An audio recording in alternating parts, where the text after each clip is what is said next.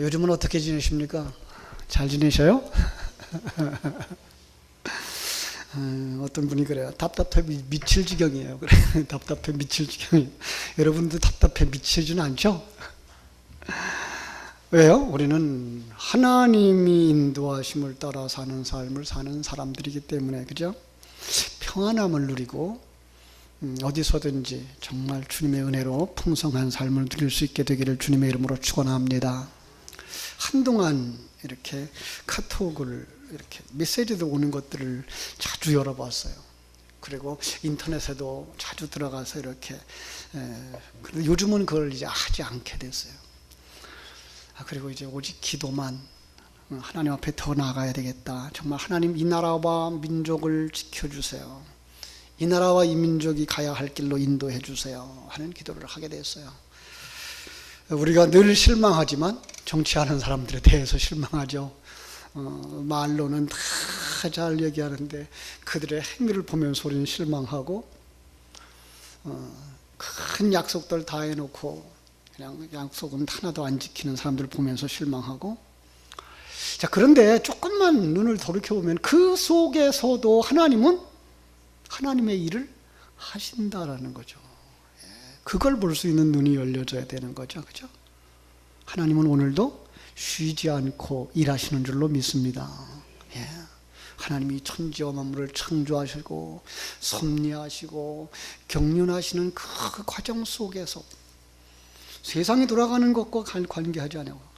가끔 그래요. 야, 애굽은 이렇게 잘 살고 가나안은 이렇게 못 살고,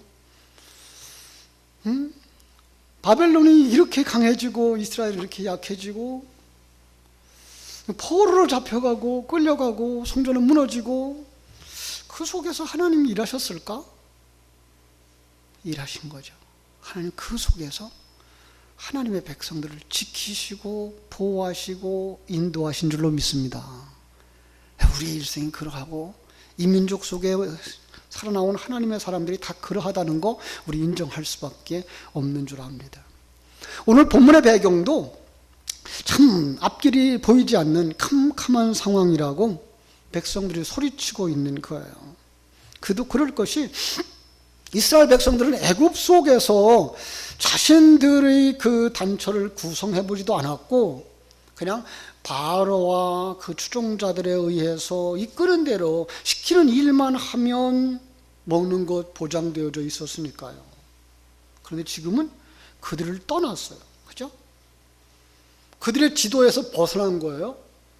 이제 하나님이 그들의 지도자가 되어지고 하나님의 지시를 따라서 약속의 땅으로 향하여 나아가는데, 그들을 이끌고 계신 하나님이 보인다 안 보인다? 아예 안 보이는 거예요. 하나님이 안 보이는 거예요. 자, 모세가 아론과 함께 지도자가 되어서 조직을 세우고 천부장도 세웠고 백부장도 세웠고 50부장도 세웠고 10부장도 세웠어요. 그래도 답답한 거예요. 이제까지 판단해오던 판단이 아닌 하나님의 관점과 하나님의 가치관을 가지고 그들을 이끌어가고 있기 때문에 답답한 거예요.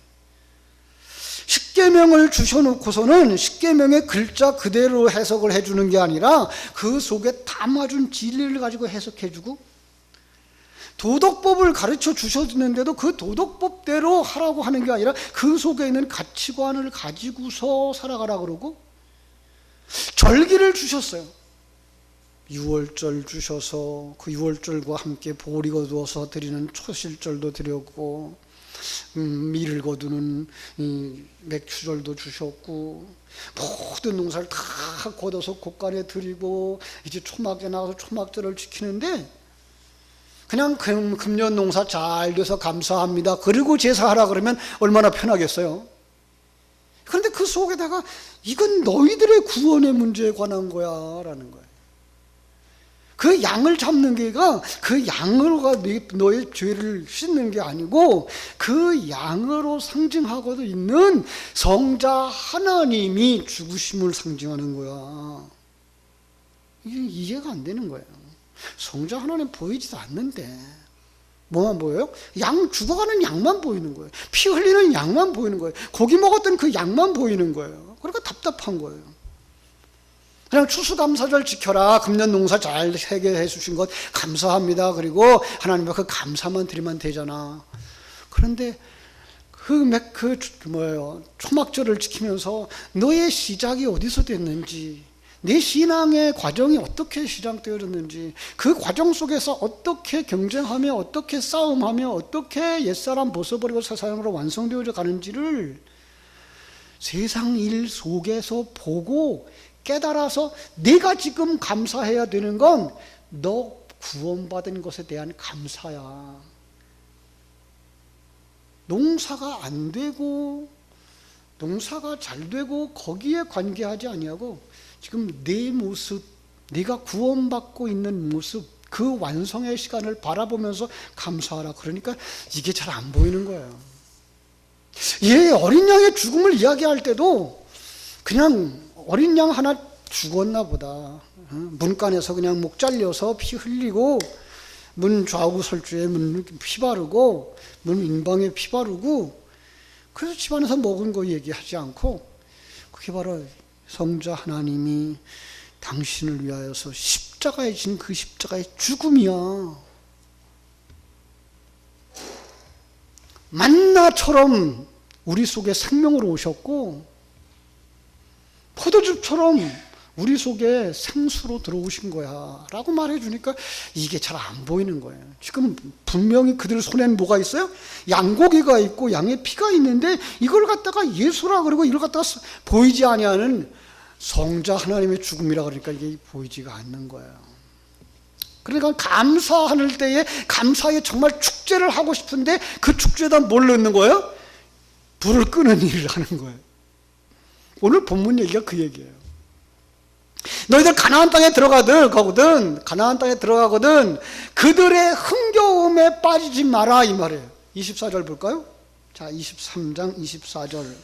너는 그들의 신을 경배하지 말며 섬기지 말며 그들의 행위를 본받지 말고 그것들을 다 깨뜨리며 그들의 주상을 부숴. 분위기가 어떻게 될까요? 이대로 하라 그러면, 그죠? 지금 그들이 축제를 하고 있어요. 잔치를 하고 있어요. 농사 잘 되어졌다고. 근데 뭘 하는 거예요? 그들 신을 경배하지도 말고 섬기지도 말고 그들의 행위 본받지도 말고 그들의 주상을 다 깨트려버려. 상황이 험해지겠죠. 그죠? 아니, 전쟁이 일어나겠죠? 그리고 나면 먹고 사는 문제는 안 생길까요? 아니, 자녀들의 안전 문제는 걱정이 안 될까요? 하나님 왜 그러세요? 우리 그냥 조용조용 살게, 우리 삶에 더 이상 손만 대지 말아주세요. 이런데요. 이게 요즘 성도들의 기도라네?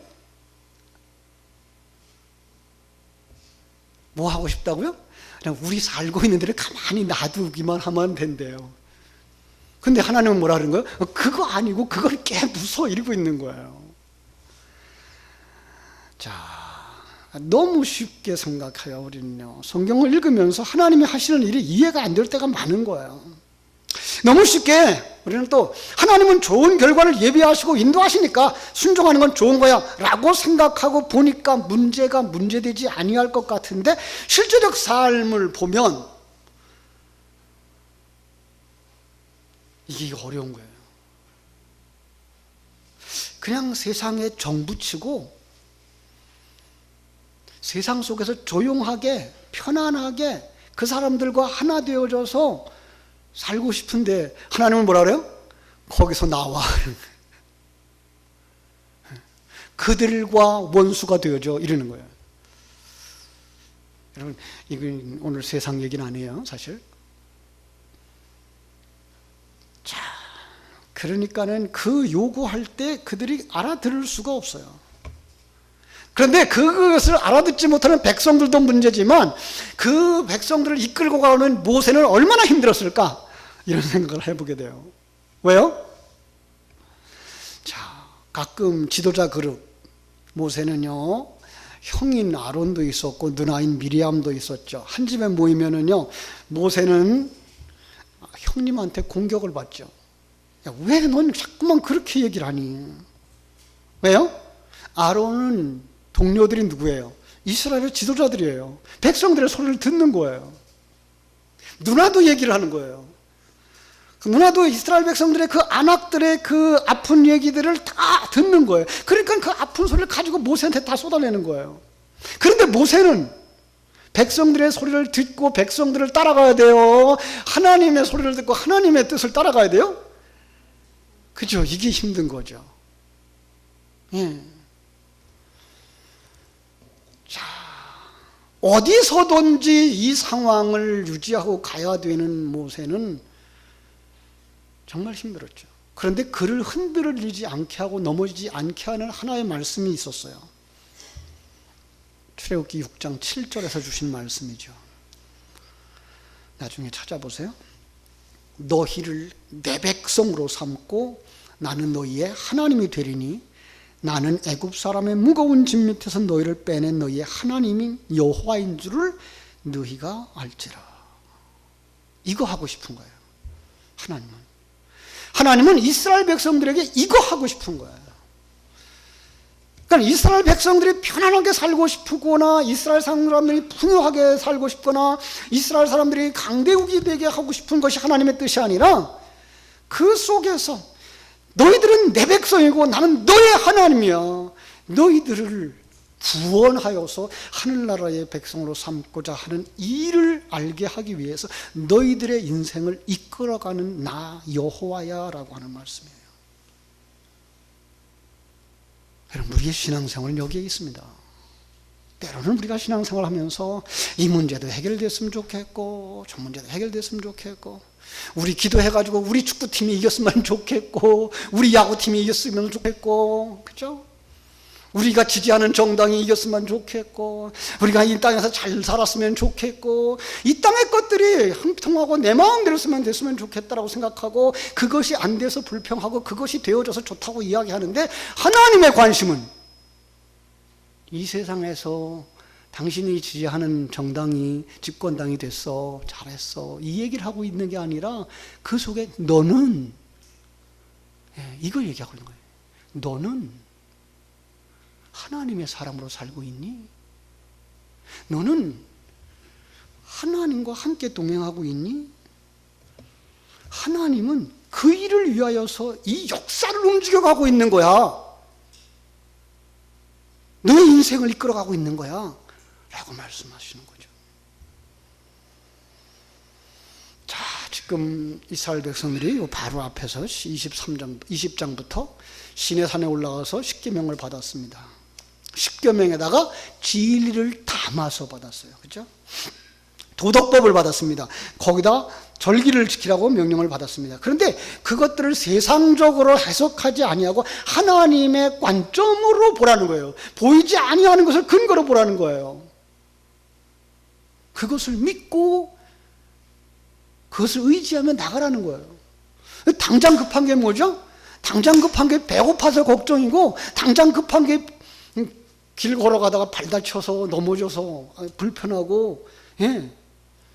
근데 그 길을 걸어가는 거예요. 모세가 힘이 들었죠. 정말 모세도 답답했죠. 어떻게 저들을 이끌어갈까? 그때 하나님이 다시 모세를 부르셔요. 오늘 20절로 가볼까요? 모세야, 모세야, 내가 사자를 네 앞에 보내서 길에서 너를 보호하여 너를 내가 예비한 곳에 이르게 할 거야. 믿습니까?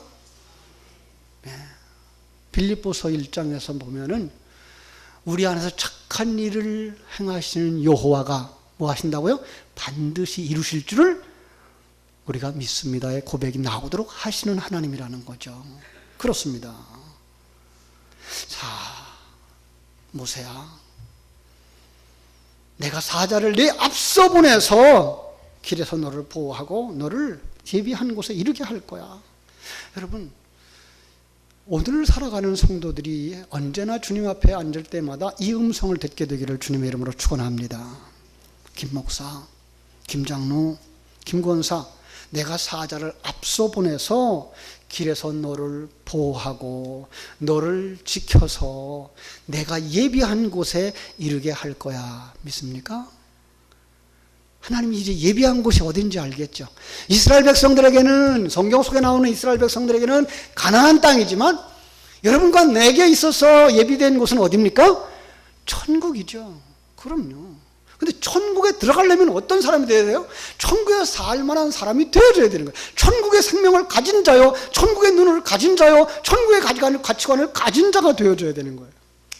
근데 그 과정을 우리에게 걸어가게 하시는데, 그 과정 속에서 20절부터 23절까지 뭐라고 그러냐 하면, 하나님의 사자를 내 앞서 보낼 거야 라고 말씀. 얼마나 감사해요. 27절은 하나님의 위엄을 내 앞서 보내실 거야 라고 말씀해요. 28절에 보니까 왕벌을 내 앞서 보낸다라고 말씀하는 거예요. 자, 출애굽한 이스라엘 백성들에게만 주신 약속이 아니라 성경은 오늘 예배하는 내게 주신 하나님의 편지, 그죠? 그래서 내게 주신 약속, 여러분과 내가 더 나아가서 이 나라와 이 민족이 나아가는 길에 하나님이 앞서 인도해 주실 줄 믿는 믿음이 있기를 주님의 이름으로 축원합니다. 예. 그런데 이스라엘 백성들은 이렇게 친히 하나님의 사자가 인도하시는데, 백성들은 하나님의 인도하심을 좋아하지 않아요. 왜 그랬을까요? 생각이 달라서. 예, 눈이 달라요. 가치관이 달라요. 오늘날도 마찬가지예요. 하나님은 지금 분명히 하나님의 계획을 선포하시고, 분명히 우리들에게 내가 너와 함께하고 있는 거라고 말씀하시며 실제로 함께하고 계시고, 그리고 말씀으로 한 걸음 한 걸음 인도하고 계신데, 그냥 우리는 그것과 관계없이 세상적 생각, 세상적 사고, 가치관에 묶여서 하나님의 일하심과 하나님의 인도하심, 그리고 하나님의 순종을 요구할 때 불순종을 택하려고 한단 말이에요. 왜요? 하나님의 일하심이 안 보일 때, 하나님의 관점으로 생각하지 못할 때, 그래서 예배가 있는 거죠. 그래서 예배하면서 우리의 시선을 어디로 이끌려고? 하나님의 관점으로 이끌려고. 예배하면서 우리의 눈을 어디로? 이 세상을 바라보던 것에서부터 하늘나라를 바라볼 수 있도록 하는 거죠. 그죠?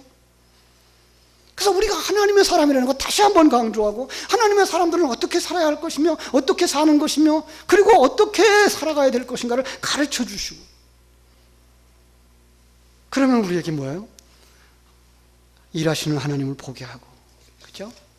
아, 내 속에서, 내 자녀 속에서, 내 남편 속에서, 내 성도들 속에서 하나님의 일하심, 작업 중이라는 표지판을 보게 되는 거죠. 아, 아직도 작업하고 계시는구나.